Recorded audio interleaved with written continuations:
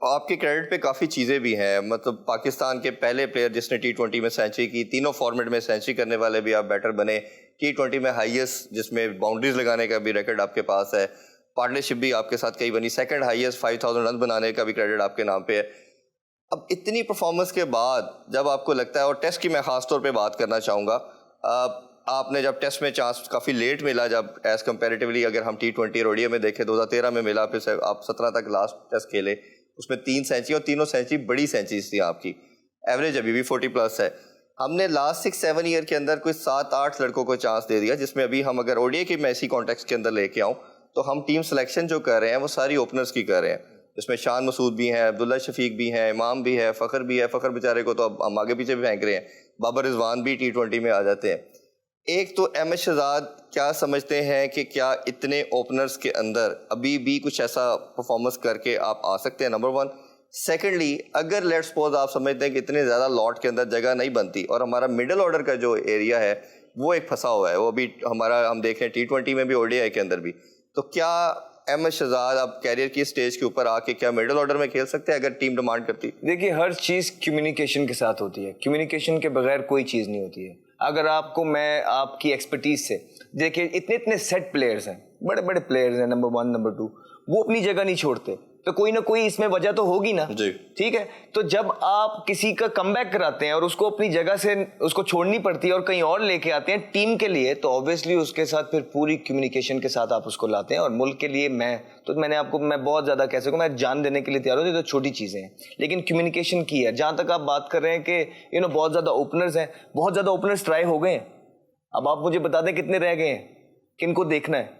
अब तो आबिद अली एक बेचारा ठीक है, तो बात यह है कि मैं चुप करके इसलिए बैठा रहा बिकॉज मुझे अपनी एबिलिटीज का पता है, ठीक है। जब से मैं बाहर हूं अब तक कितने प्लेयर्स को कितना कितना रन मिला है, बिल्कुल ऐसे ही एक के बाद एक छोटी छोटी परफॉर्मेंसेस पे आते रहे, जो कि मेरे ख्याल से मुल्क का नुकसान है।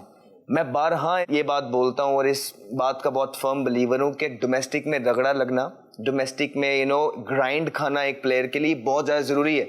जब 1-2 मैचेस की परफॉर्मेंसेस से जब आप एक प्लेयर को पाकिस्तान के लिए खिला देते हैं, वो किसी और का नहीं, सबसे पहले मुल्क का नुकसान है, उसके बाद उस अपने प्लेयर का नुकसान है, तीसरा जिसको आप बायर कर रहे हैं उसका नुकसान है। बिकॉज जब आप कोई बायर कर देते हैं जिसको, उसका फिर कमबैक हो जाता है। Comeback is a totally different theory, उसमें आपका माइंडसेट, आपकी हर एक चीज, आपके बॉडी मसल्स आपका डिफरेंटली रिएक्ट करते हैं। तो बेसिकली आप जब इस तरह करते हैं, किसी के साथ जल्दी कर देते हैं और उसको प्रॉपर ग्राइंड नहीं लगने नहीं देते हैं, मैच्योर करते नहीं है, तो आप 3 चीजों का नुकसान करते हैं। सबसे पहले अपने मुल्क का, दूसरा उस प्लेयर का जिसको आप जल्दी लेके आ रहे हैं क्योंकि वो मैच्योर ग्रूम्ड हुआ नहीं है, तीसरा जिसको आप निकाल रहे हैं ऊपर से। तो सर ये 3 चीजें होती हैं। आपने मेरे ख्याल से जब से मैं बाहर हूं कितने ओपनर्स देख लिए? सारे 8-9 तो हमने नाम ले लिए, ठीक है, बीच में से 1-2 अच्छा भी कर रहे हैं। जहां तक आप मेरी बात कर रहे हैं, तो अब इतने ओपनर्स आपने ट्राई कर लिए, घूम फिर के इंशाल्लाह आपके पास फिर मैं ही बचना हूं। और मैं बिल्कुल अपनी पुरुम्मीद हूं, कोई ऐसा एक दिन नहीं है 2-2.5 साल में कि जब मुझे ये लगा हो कि ओहो अब ऐसा मुश्किल हो गया। फ्रस्ट्रेशंस आती हैं, लेकिन जो स्ट्रांग लोग होते हैं वो उसको ओवरकम करते हैं, पीछे छोड़ते हैं, अपना विजन देखते हैं। और जब आपके गोल्स दूसरों के लिए हो, जब आपके गोल्स ये हो कि यार आपने मुल्क के लिए कुछ करना है, जब आपके गोल्स ये हो कि आपने अपनी परफॉर्मेंसेस से जो पीछे गलतियां की हैं वो नहीं दोहरानी है, जब आपके गोल्स हो कि मेरिट को प्रिवेल करना, जब आपके गोल्स हो कि आपके हाथ में कोई चीज़ें आएंगी तो आपने ये चीज़ें नहीं होने देनी जो आपके साथ हुई हैं, जब आपके हाथ में चीज़ें आए, आपकी फाउंडेशन मुल्क के लिए लोगों की हेल्प करना, आपके जब आपके गोल्स इस तरह के हो जो सेल्फलेस हो, दूसरों के लिए हो, तब आपको कोई नहीं रोक सकता। तो एक ही चीज आपने करनी है, वो ये करनी है कि आपने कभी हार नहीं माननी है। जिस दिन आपको कोई आपने खुद अपने आप को कह दिया कि दैट इज इट यार, अब तो ये भी आ गया, वो भी आ गया, ये भी आ गया, अब तो आप PSL भी नहीं खेल रहे, तो उस दिन आप हारेंगे। मुझे तो पता है मुझे प्लेटफॉर्म क्यों नहीं दिया जा रहा, और आपको भी पता है मुझे प्लेटफॉर्म क्यों नहीं दिया जा रहा। अच्छा, उसमें और मजे की बात यह है कि सबको पता है, बगैर बोला मैं इतना भी कुछ नहीं हूं, लेकिन सबको पता है कि मुझे प्लेटफॉर्म क्यों नहीं दिया जा रहा और क्या वजह है। लेकिन मुझे एक चीज का भी, मुझे अल्लाह ताला पे भी बहुत यकीन है और मुझे अपनी एबिलिटीज पे बहुत यकीन है। घूम फिर के इंशाल्लाह भी आप देख लीजिएगा, यहाँ हमारी बात हो रही है, एक दिन जब मैं कम बैक कर लूंगा फिर आप मुझे कहेंगे यार आपने बोला था। सेकेंडली, मैंने आपसे पूछा कि क्या उसके बाद बाद में रमीज राजा साहब आए, पहले एहसान मानी साहब थे और अभी सेठी साहब है, तो इन 2-3 रिजीम में किसी ने कांटेक्ट किया आपसे? नहीं, किसी ने बात की हो बुला के कि हम क्या चाह रहे हैं, आप कहाँ खड़े हैं? रमीज भाई के साथ मेरी एक मुलाकात हुई थी, वो गालिबन जो मैंने एनओसी लेनी थी श्रीलंकन लीग के लिए, ठीक है, उस मामले में उसमें थोड़ी बहुत उनसे बात हुई, उसके बाद उनसे कोई राब्ता हुआ नहीं, कोई क्या नहीं। हाँ जी, सेठी साहब जो है ऑब्वियसली एक हमेशा से बड़ी गहरी नज़र रखते हैं क्रिकेट पे, और उनका एक फर्म स्टैंस है चीज़ों के लिए, और मुझे लगता है कि वो चीज़ें, वो मैंने एक इंटरव्यू में पहले भी बोला था कि वो किसी पर्सनल की इंडिविजुअल की खूबियां नहीं देखते, उनके फैन नहीं बन जाते, वो ओवरऑल जो है ना मुल्क की बेहतरी देखते हैं। उनकी एक अपनी बड़ी गहरी आंख है। फिर उनके जो वेल विशर्स भी हैं, जो टाउट्स होते हैं, जो आपके ऑब्वियसली अगर आप चेयरमैन होते हैं तो आपने अपने लोग छोड़ रखे हैं, तो वो उनकी जो ये कॉन्वर्सेशन लेवल उस टाइम पे भी जो है बहुत स्ट्रांग थी, जो हमें क्योंकि जब ये चेयरमैन थे मैं बहुत लंबा हिस्सा खेला और हमारी कम्युनिकेशन लेवल बहुत अच्छा था। तो इस दफा भी मुझे लगता है, और जो चीजें हम देख रहे हैं कि इंशाल्लाह आगे बहुत सारी चीजें पॉजिटिव हैं।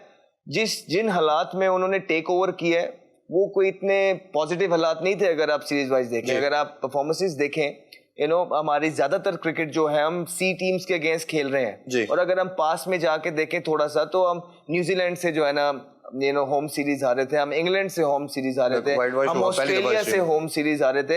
हमें जो ये भी न्यूजीलैंड की टीम जिसमें 9 प्लेयर नहीं थे, वो T20 हमारे साथ जो है ना वो इक्वल कर रही है। वनडे क्रिकेट में जिनके 9 प्लेयर नहीं थे वो हमसे 10-12 रन से मैचेस हार रहे हैं। सो इन हालातों में उनका आना हुआ है, तो ये कोई आइडियल हालात नहीं है, but we've heard that he's a man of उनके पास जो नर्व्स हैं वो स्टील की हैं, और बहुत घिरे में वो चीज़ों में। एशिया कप आपके सामने है, टीम की परफॉर्मेंसेस जो है ना उस तरह की नहीं है जो चाहे, फिर आगे वर्ल्ड कप सर पे है जी।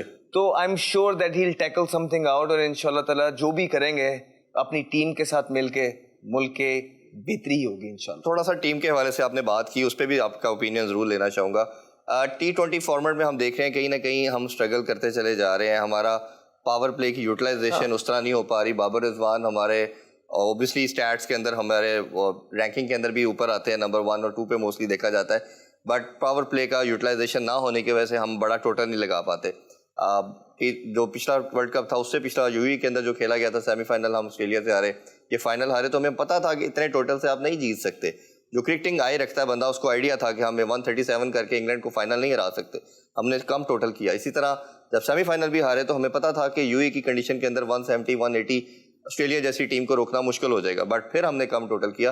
तो ये आप जो T20 का पहले मैं आपसे ओपिनियन लेना चाहूँगा, ये जो माइंड सेट है कि हम शुरू में थोड़ा स्लो खेलें फिर आगे से लंबा करें, और अगर मेरा एक और इसमें काउंटर आर्गूमेंट्स मिडिल ऑर्डर की क्लैप्स के ऊपर भी आता है कि अगर आप 70-80 बॉल्स अगर आपके ओपनर कंज्यूम कर रहे हैं और मिडिल ऑर्डर को आप सिर्फ 20-30 बॉल्स दे रहे हो और उनसे डिमांड की जा रही है कि आपने 7-8 बॉलों पे 30 करना है, तो ओबियसली वो हर दफ़ा नहीं कर पाएंगे इंटरनेशनल लेवल के ऊपर।